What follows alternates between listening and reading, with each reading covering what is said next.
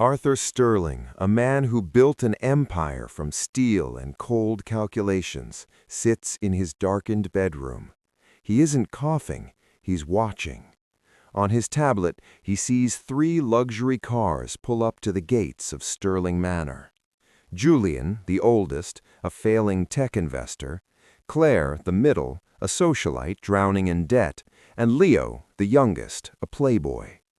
The siblings don't hug. They check each other's watches and outfits, sizing up the competition.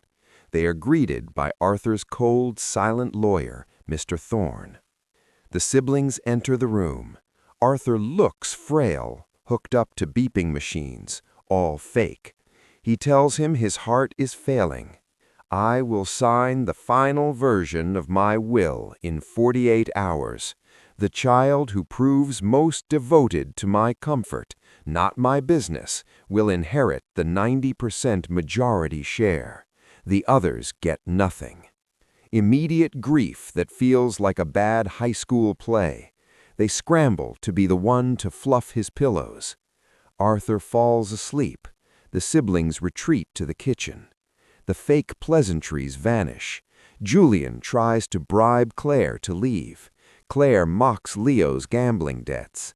Arthur is in bed with a headset, listening to every word via high-gain microphones hidden in the chandelier. He realizes his children don't want him to live. They are already dividing the art collection. Julian decides to take the lead. He brings his father special organic tea. Arthur watches on his hidden screen as Julian slips a powerful sedative into the cup in the hallway. Julian wants Arthur unconscious so he can press the father's thumb onto a biometric scanner to authorize a wire transfer before he dies.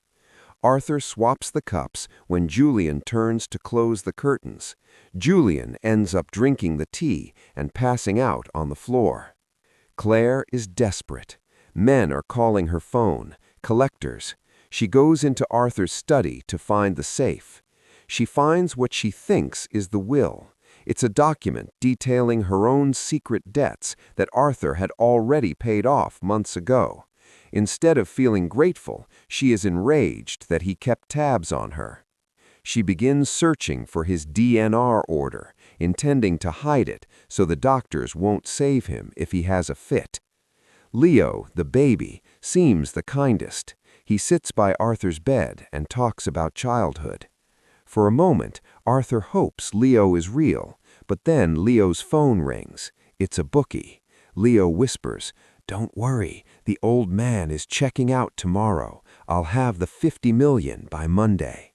Leo begins tampering with the oxygen tank settings, thinking a gradual decline won't look suspicious.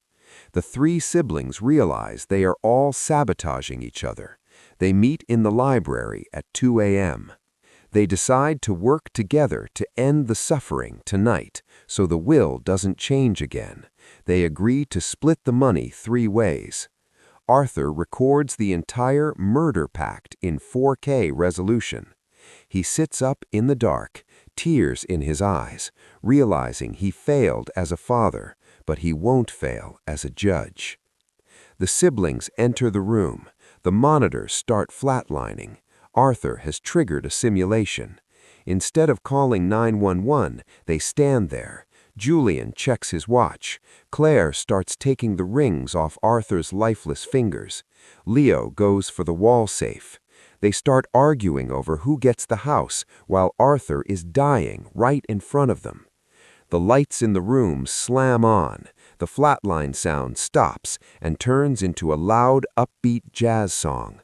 Arthur stands up, rips off the fake sensors, and looks at them with eyes of iron. Mr. Thorne walks in with the police and a projector. The projector plays back their midnight meeting on the bedroom wall. The siblings are escorted out of the manor. The will. Arthur signs the real will. He leaves the house to the staff and the money to a foundation for orphans.